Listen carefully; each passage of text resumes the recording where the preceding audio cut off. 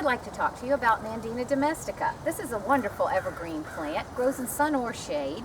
If it had been grown in a little more sun, these leaves would be more red than they are now.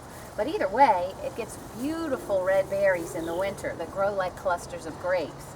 These start out as white flowers in the spring and slowly form to green berries and then red in the winter. These are commonly used in holiday decorations in December. This plant, though, needs to be pruned differently than most plants. If you'll notice down below, this plant has several stalks. It's commonly called heavenly bamboo for this reason, and it's because these stalks come up. Now, if you'll notice, the stalks have a cluster of green on the end of each stalk. So if we were to take this plant and just cut it across the top, we would end up with green here only and nothing down below, and I see that very often in the landscape.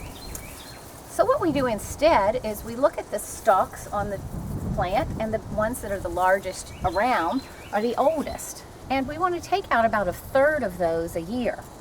In this case, it's pretty obvious that the taller stalks that are the biggest around are the oldest.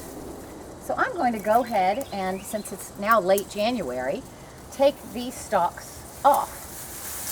Now, I will think about where I'm going to cut it because that's where the new flush of growth will be. I can handle a growth flush right here, so I'm going to go ahead and cut this right here.